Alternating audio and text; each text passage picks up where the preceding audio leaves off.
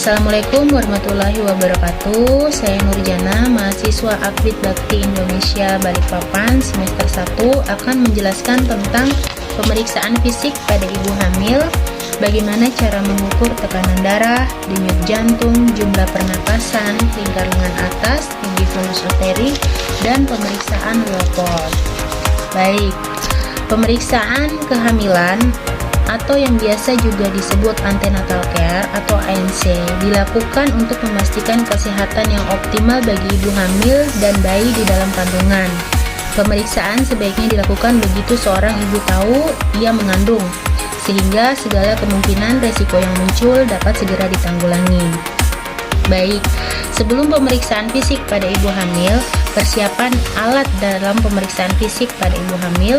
Alat yang diperlukan dalam troli, timbangan berat badan, ukuran tinggi badan, tensimeter, stetoskop, termometer, arloji, pita pengukur lelah, phantom head tutu, tang spedel, hammer, sarung tangan DTT, sarung tangan steril, korentang, bak instrumen, bengkok, alas bokong atau perlak, selimut, ken kasa, kapas DTT, dan larutan klorin.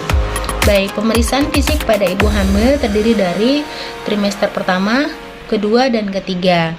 Di trimester pertama itu 12-24 minggu. Terdiri dari pemeriksaan anamnesa lengkap, data ibu, riwayat kesehatan dan kehamilannya, pemeriksaan fisik dan obstetri, pemeriksaan penunjang atau lab. Pemeriksaan penunjang atau lab pada saat hamil dianjurkan minimal 2 kali, diantaranya saat trimester pertama dan trimester ketiga. Tujuannya pemeriksaan lab atau HB pada saat hamil diantaranya untuk mengetahui kadar sel darah merah pada ibu hamil agar mencegah anemia. Lalu pemeriksaan antropometri, penilaian risiko kehamilan, dan KIE atau komunikasi, informasi, dan edukasi tentang kehamilan. Di trimester kedua, 28-32 minggu, terdiri dari anamnesa lengkap, data lengkap ibu, riwayat kesehatan dan kehamilannya, USG, penilaian risiko kehamilan, nasihat perawatan payudara, dan informasi atau edukasi tentang kehamilan, serta pemberian TT pertama. Di trimester ketiga, 34 minggu, pemeriksaan anamnesa, data lengkap, kesehatan ibu hamil serta riwayat kesehatan serta kehamilannya, pemeriksaan ulang lab, dan pemberian TT kedua. Demikian pemeriksaan fisik pada ibu hamil. Lalu bagaimana cara mengukur tekanan darah, denyut jantung, jumlah pernapasan, lingkar lengan atas, dan tinggi fundus arteri? Alat yang perlu dipersiapkan sebelum mengukur tekanan darah adalah stetoskop, stetoskop dan tensimeter. Cara mengukur tekanan darah adalah pasang manset sebelum melilitkan manset, gulung atau buka pakaian yang menutupi lengan.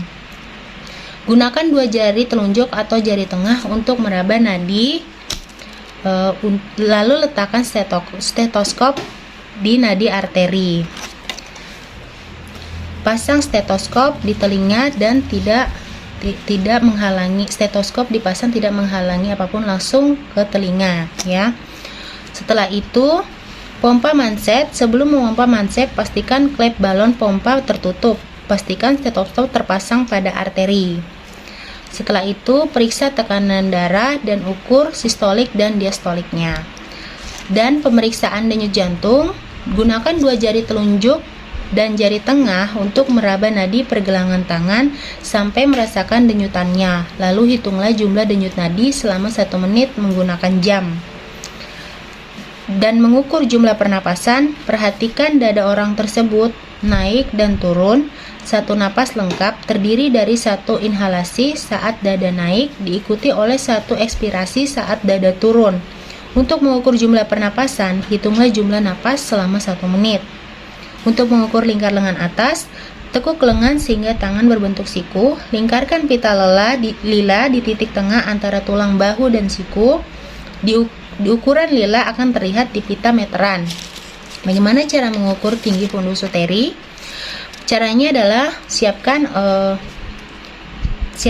midline bisa dapat mengukur dengan jari, yaitu mengukur ujung atas fundus uteri. Mengukur dengan Medline, yaitu mengukur ujung atas fundus uteri sampai ujung atas simfisis menggunakan Medline. Usia kehamilan dihitung menggunakan rumus McDonald. Jadi hasil dikali 2/7 usia kehamilan dalam bulan. Hasil dikali 8/7 usia kehamilan dalam minggu. Nah, saya akan menjelaskan pemeriksaan Leopold. Pemeriksaan Leopold adalah pemeriksaan dengan metode perabaan yang berfungsi untuk memperkirakan posisi bayi dalam rahim. Pemeriksaan ini umumnya dilakukan saat menjalani pemeriksaan kandungan rutin di trimester ketiga, kehamilan atau saat kontraksi sebelum persalinan. Pemeriksaan Leopold 1-4 dilakukan pada saat ANC antenatal care pada ibu hamil untuk mengetahui letak bayi dalam janin, menentukan letak kepala, punggung, dan bokong, serta mengetahui apakah bayi sudah masuk pintu atas panggul ibu. Baik, saya akan menjelaskan tentang pemeriksaan Leopold.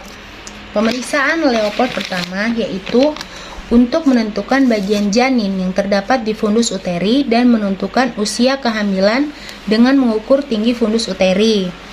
Caranya adalah berdiri di kanan pasien dan melihat ke arah pasien. Meminta pasien untuk menekuk kakinya.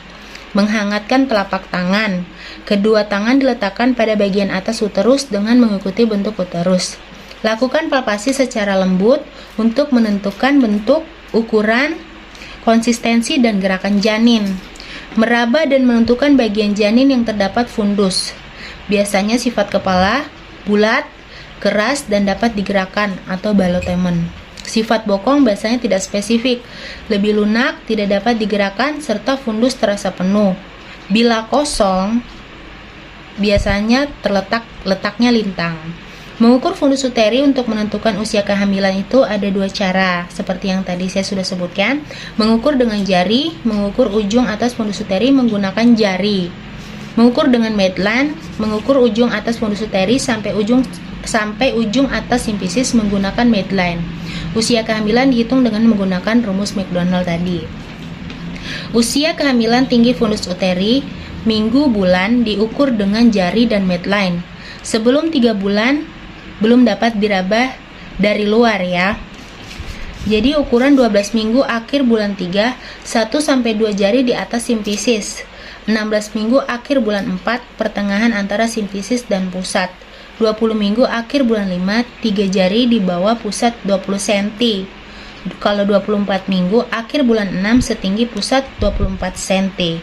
28 minggu akhir bulan 7, 3 jari di atas pusat 28 cm. 32 minggu akhir bulan 8, pertengahan dan pusat 32 cm. 36 minggu di akhir bulan 9, 3 jari di bawah PX sampai arcus ostarum 34-46 cm. 40 minggu akhir bulan 10, pertengahan PX dan pusat. Di Leopold kedua untuk menentukan bagian janin yang berada pada kedua sisi uterus. Caranya adalah berdiri di sebelah kanan pasien dan melihat ke arah pasien. Kedua telapak tangan diletakkan pada kedua sisi perut dan lakukan tekanan yang lembut tetapi cukup dalam untuk meraba dari kedua sisi. Secara perlahan geser jari-jari dari satu sisi ke sisi lain untuk menentukan pada sisi mana terletak punggung, lengan, dan kaki. Bagian punggung janin akan teraba sebagai suatu bagian yang keras pada beberapa bagian lunak dengan bentuk teratur. Bagian ekstremitas atau kaki, lengan, dan lutut teraba sebagai bagian-bagian kecil yang tidak teratur, mempunyai banyak tonjolan, serta dapat bergerak dan menendang. Bila punggung janin tidak teraba di kedua sisi, mungkin punggung janin berada pada sisi yang sama dengan punggung ibu atau posisi posterior. Pada letak lintang di samping terletak kepala atau bokong. Pada letak lintang di samping itu terletak kepala atau bokong.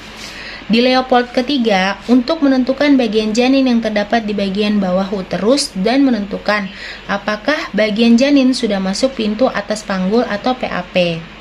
Caranya adalah melakukan pemeriksaan menggunakan satu tangan. tangan kanan dan tangan kiri, menggunakan tangan kanan, tangan kiri menahan bagian fundus uteri. Raba dengan hati-hati bagian abdomen pasien tepat di atas simfisis pubis. Coba untuk menilai bagian janin yang berada di sana menggunakan ibu jari dan jari-jari lainnya. Bandingkan dengan hasil pemeriksaan Leopold sebelumnya. Menentukan apakah bagian bawah tersebut sudah masuk PAP pintu atas panggul atau belum dengan menggoyangkan perlahan. Bila masih bisa digerakkan, belum masuk PAP. Bila tidak bisa digerakkan, sudah masuk PAP. Di Leopold keempat, untuk memastikan ulang bagian janin yang terdapat di bagian bawah uterus dan memastikan seberapa besar bagian bawah janin masuk ke dalam rongga panggul. Caranya adalah berubah sikap menghadap ke kaki pasien. Jadi menghadap ke kaki pasien, kaki ibu lurus. Letakkan kedua telapak tangan pada bagian bawah abdomen dan coba untuk menekan ke arah pintu atas panggul ya. Memastikan ulang bagian janin terbawah dengan meraba dengan jari. Meraba ujung bagian bawah janin untuk menilai seberapa jauh bagian tersebut masuk melalui pintu atas panggul atau PAP.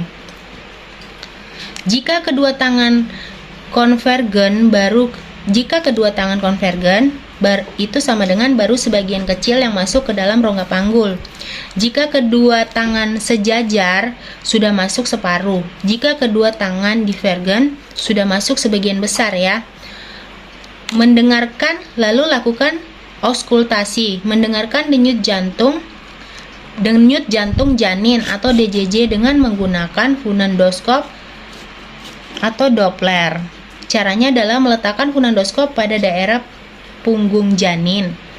Memasang corong funendoskop pada telinga menghadap kaki pasien. Dengarkan denyut jantung janin selama 1 menit. Kaji frekuensi dan irama denyutan jantung. Jadi kaji dan frekuensi dan irama denyutan jantung janin biasanya berdenyut 120 sampai 160 kali per menit. Jika denyut jantung janin kurang dari 120 atau lebih dari 160, maka janin dalam keadaan distres dan ibu perlu dirujuk. Demikian penjelasan yang bisa saya lakukan. Kurang lebihnya mohon maaf. Atas perhatiannya saya ucapkan terima kasih. Wassalamualaikum warahmatullahi wabarakatuh.